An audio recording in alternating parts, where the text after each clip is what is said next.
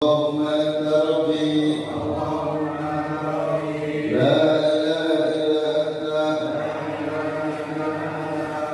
خلقتني وأنا عبدك.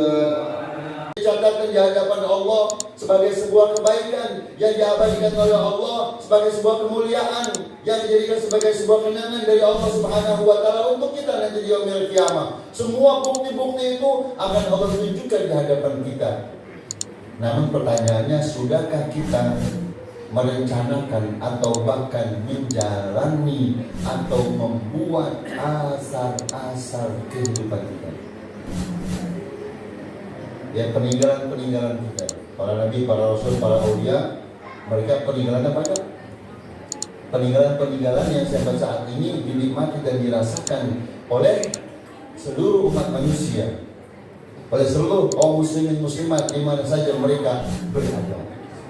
Kebaikan-kebaikan yang ditinggalkan oleh mereka berupa situs-situs bersejarah, bangunan-bangunan, benda-benda bersejarah yang ditinggalkan oleh mereka yang membawa kebaikan buat banyak orang. Satu contoh misalnya asar, peninggalan yang akan diabadikan oleh Allah Subhanahu wa taala sebagai peringan dari dosa-dosa kita, penghapus dosa-dosa kita dan menjadi pemberat dari amal ibadah kita adalah peninggalan berupa masjid-masjid. Peninggalan berupa masjid-masjid yang dibangun, masjid-masjid yang diwakafkan oleh orang-orang tua kita sampai saat ini pun oleh manusia dicatat, apalagi oleh Allah Subhanahu wa taala. Misalnya Masjid Jami' As-Solihun yang ada di Ketiga, itu masjid peninggalan kaum Lihun. Masjid peninggalan kaum Lihun dicatat oleh Allah, diabadikan oleh Allah kebaikannya. Sampai saat ini itu masjid tetap jadi masjid, dan itu masjid punya fungsi sebagai masjid, dan itu masjid menjadi amal jariah kaum Lihun. Makanya namanya masjid dan Masjid As-Solihun. Dari jandulan Masjid As-Solihin, yang masjid peninggalan Pak Soleh almarhum. As-Solihin, As-Solihun. Ini As-Solihin sesuai dengan namanya. Kampung Bono ada masjid namanya Masjid Al-Hamidiyah, itu peninggalan Kong Haji Abdul Hamid. Ya, peninggalan Kong Haji Abdul Hamid diabadikan oleh Allah, di dunia saja sudah diabadikan oleh Allah, apalagi nanti di yaumil qiyamah. Karenanya ibu bapak semua, di dalam ayat ini ya, kita pertama yang penting buat kita adalah pertama kita mengambil sikap dalam hidup ini. Hendaknya kita bersikap menjadi orang yang selalu baik dan berusaha untuk baik, walaupun kadang-kadang kepleset dikit jadi jahat. Ya, kepleset dikit jadi jahat. Tapi kita berusaha untuk baik. Insya Allah kalaupun kepleset, kita udah punya jurus baiknya, buru-buru kita perbaiki menjadi baik. Itu yang pertama. Jadi perilaku kita harus kita perbaiki dengan sebaik-baiknya, berusaha untuk menjadi orang yang baik. Kalau dulu kita masih pelit, mulai hari ini jangan pelit jadi orang.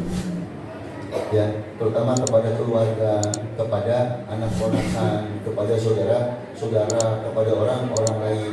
Karena semua yang Allah berikan buat kita sesungguhnya tidak mutlak buat kita, sesungguhnya di situ ada titipan dari Allah Subhanahu wa taala. Ini yang bawa pisang, yang bawa tahu, yang bawa jojorong, yang bawa apa itu lagi itu? Salak. Ini mereka-mereka yang amanah, mereka-mereka yang diberikan harta berlimpah oleh Allah Subhanahu wa taala. Allah amanahkan, Bang, besok ada pengajian bulanan, jangan lupa pisang di pasar lagi nungguin ente. Maksudnya beli buat apa? Ya buat bulanan. Karena kita amanah, hati kita yakin kepada Allah, kita diamanahkan oleh Allah. Pagi-pagi kita udah manasin motor, kata bini, mau kemana Bang? Nangkring ya.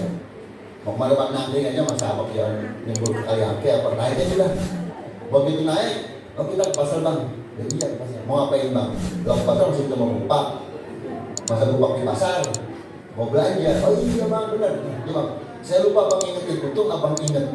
Suaminya inget, istrinya mau ingetin. Dan kamu yang pilih itu pisang. Berapa sisir, berapa tandan? Abang yang bayar. Abang yang bayar. Yang bayar, kalau dia cuma dikit. Ukuran 10 sisir. Ini pisang yang kita beli di bawah kemari, ini adalah rezeki yang diamanahkan oleh Allah yang sesungguhnya memang hari ini untuk ini. Hari ini untuk ibu-ibu, untuk bapak-bapak, bukan untuk saya. Saya mah cuma nempatin doang tuh, nanggoki doang, nanggoki. Ya, belum, kalau mohon maaf, besok nggak bisa hadir, di pisang, 2 tandang, gabruk. Ya, mohon maaf, saya bisa hadir besok. Nih, tahu, tuh, ada semua. Ya. Ntar begitu ibu-ibu pulang, bersih semua. Bersih semua. Nggak mungkin saya mau tidur kan? Ya, kalau tidur mah nggak bawa pisang, tidur nggak bawa jeruk, ya nggak bawa roti, bawa bini. Ya. Iya, bersih. Ayo yang pada mau pulang, bawa. Jangan tinggalin, jangan sisain, bawa. Ini semua amanah yang Allah Subhanahu wa Ta'ala mesti dibawa oleh kalian semua, teman-teman, saudara-saudara. Ya. Seperti itu. Ini nanti. Ini adalah amanah Allah Subhanahu wa Ta'ala. Kemudian peninggalan kita mesti ada. Ibu sebelum meninggal bikin masjid dulu. Sebelum meninggal bikin musola dulu. Sebelum meninggal bikin majelis dulu. Sebelum meninggal bikin pesantren dulu. Nah, saya kan bukan ustaz, guru. Saya bukannya kiai, ustaz. Bukan memang, cuman abang orang kaya. Abang punya duit, yang tugas bikin pesantren bukan ustaz. Ustaz mah kerjaannya ngajar di pesantren. Yang bikin pesantren jangan ustaz. Kalau ustaz bikin pesantren 7 mulut gak ada rapi-rapi. Sebab ustaz mah gak punya duit. Siapa yang bikin pesantren? Orang kaya. Nih semen 100 sak, nih pasir 10 kol, ya, nih bandeng ada 100 lembar. Orang kaya. Itu nanti bangunan-bangunan yang dibikin, yang dipatung-patung oleh bapak ibu itu akan jadi milik bapak ibu. Ustaz guru mah cuma menang tanduk, bangunannya bagus mewah, bukan bangunan ustaz, bukan bangunan ustaz, bangunan siapa? Bangunan kita. Apakah Allah akan menzalimi itu? Tidak. Allah akan hadirkan pahalanya, Allah akan sampaikan pahalanya. Allah tidak zalimi semuanya buat bapak ibu yang ngebangun itu. Ustaz, guru, kiai cuma dapat tanduknya gede. Oh, misalnya pesantrennya gede ya. Misalnya pesantren bagus ya. Pesantren ustaz. Padahal mah kagak bangun, yang bangun siapa? Yang punya kesempatan 2 bantal itu asal kita, yang bakal diabadikan oleh Allah Subhanahu wa Ta'ala dan tidak akan dizalimi oleh Allah. Semuanya milik kita, semuanya punya kita, semuanya pahalanya diberikan oleh Allah Subhanahu wa Ta'ala untuk kita. Karenanya saya mohon doa dari ibu bapak juga, ya, mudah-mudahan setelah majelis ini kelar bagus. Kemudian ibu-ibu pada datang, sama kali muprak doang, muprak. Datang nggak datangnya terserah ibu. Datang nggak datangnya bagaimana hidayah Allah. Ada yang udah WA, maaf, Abi saya nggak bisa hadir nih, saya mau pergi ke Cianjur. Rombongan pribadi, saat mau ngetes mobil baru yang baru keluar dari dealer.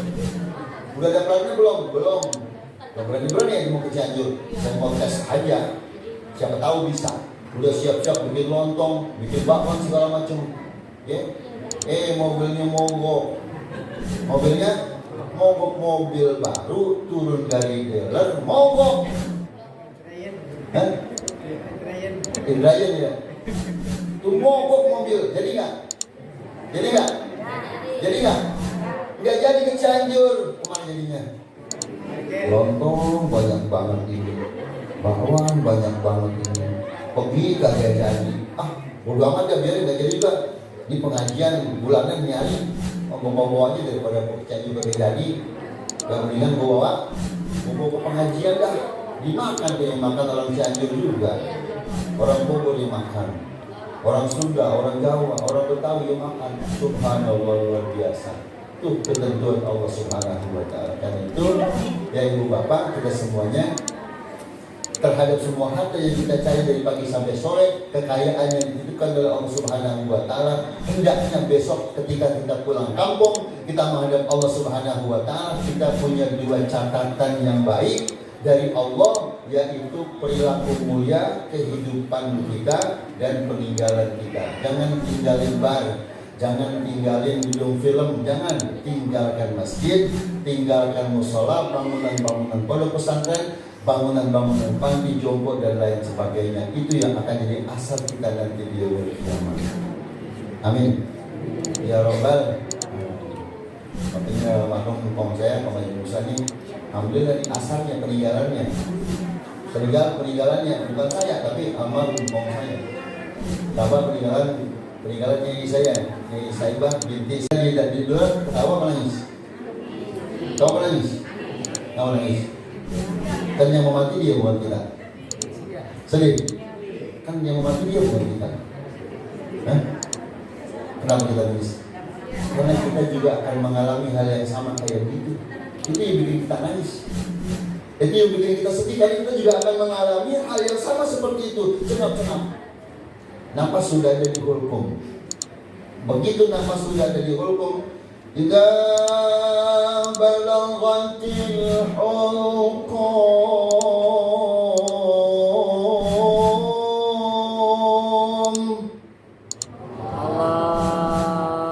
wa antum hina idzin tanzurun.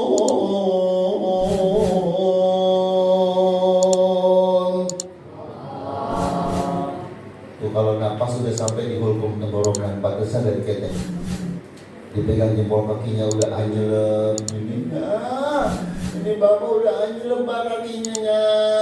Coba disabet-sabet, ya Allahnya sama pedesnya udah dingin, pahanya paham, samanya perutnya udah gak napas, tapi keteknya masih angetnya. Itu sudah sampai di hulkum.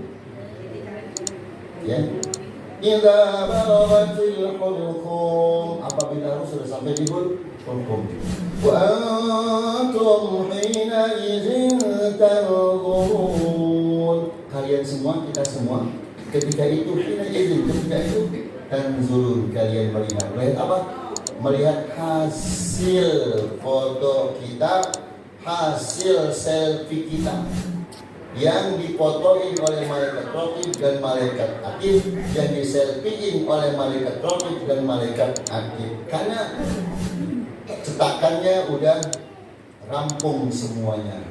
Ya udah rampung. Untung bagus ketika dia masih sehat, ikut ngaji bulanan, baca istighfar, baca tahlil, baca maulid Nabi sallallahu alaihi wasallam. Yang tadi subuh habis pada ribut sama suami, dosanya hilang. Ntar pulang ribut lagi, dosa lagi aja. Ya. Suaminya senang karena istrinya rajin ngaji, karena ngaji istrinya bertambah-tambah baik akhlaknya. Suami makin senang, pahala makin nambah, dosa makin kurang.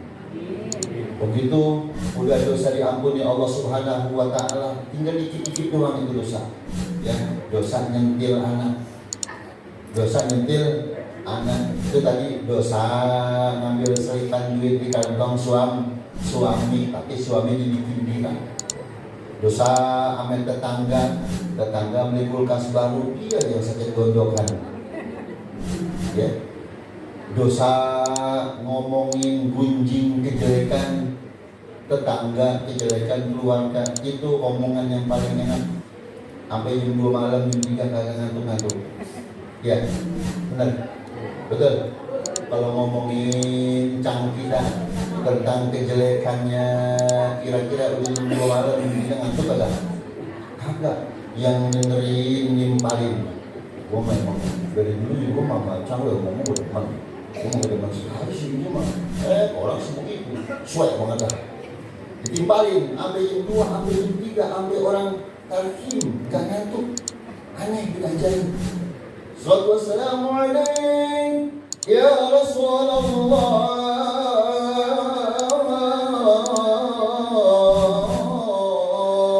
Gak ngantuk. Masih ngomongin, begitu orang azan, orang komat. Qamatis salat, qamatis salat. Ngantuk, tidur. Bangun-bangun jam 9 pagi, ketinggalan kerja. ketinggalan minum kopi, suaminya udah berangkat kerja sama perempuan lain. Ya, salah siapa? Salah orang. Ya, berangkat kerja sama pelakor. Kata ibu-ibu pelakor. Kalau bapak-bapak bukan pelakor, pelakorah. Ya pakai tanwin, pakai tamar buto pelakor, pelakorah. Pelakorah, Fatimah, Muhammad Fatimah. Dia pakai tamar buto. Lalu di samping perbuatan-perbuatan dan perilaku kita yang dicatat oleh Allah, yang kedua, poin yang kedua adalah wa asarahum, dan bekas mereka, peninggalan mereka, peninggalan mereka. Apa yang ditinggalkan kita setelah ini? Halo, jamaah. Ya, Allah Subhanahu wa Ta'ala berikan, jadikan kuburnya rodotan min riyadil jannah. Al-Fatihah. A'udzubillahi minasyaitonir rajim. Bismillahirrahmanirrahim. Rahmanir-Rahim. Maliki yaumiddin. Iyyaka na'budu wa iyyaka nasta'in. Ihdinas siratal mustaqim. Shiratal ladzina an'amta 'alaihim ghairil maghdubi 'alaihim waladdallin. Jadi dua komponen tadi Ibu ya. Dua komponen. Komponen pertama adalah sikap dan perilaku kita. Hendaknya kita menjadi istri-istri yang salihah. Hendaknya kita menjadi suami-suami yang saleh. Dan kita menjadi masyarakat yang salihin. Dan kita menjadi rakyat-rakyat yang salihin wa salihat. Maka semua itu akan membawa kebahagiaan buat kita. Ini caranya. Ngaji, dengarkan tausiah, dengarkan nasihat, zikir, menghadap Allah Subhanahu wa Ta'ala. Kedua, ya poinnya adalah di samping kita bersikap, kita berperilaku. Jadi sikap, kita berperilaku. Perilaku kita adalah kita meninggalkan asar-asar bekas-bekas kita, meninggalkan peninggalan-peninggalan kita dengan peninggalan-peninggalan yang baik, peninggalan-peninggalan yang mulia, peninggalan-peninggalan yang membuat orang yang ditinggalkan menjadi bahagia, menjadi bangga. Ya minimal begitu kita meninggal dunia, kita ninggalin warisan. Halo. Setuju? Karena begitu kita meninggalkan warisan, anak-anak yang kita tinggalin, pada senang apa enggak? Senang apa enggak? Begitu kita sakit karena kita punya peninggalan warisan yang banyak, anak kita pada ngurusin enggak? Ngurusin enggak?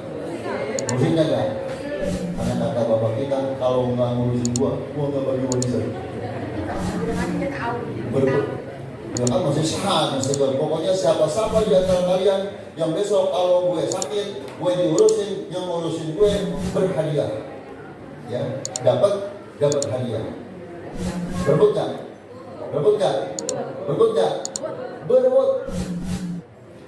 Dan ketika Sayyidina Abdurrahman bin Auf mau meninggal dunia, datang ke Rasulullah.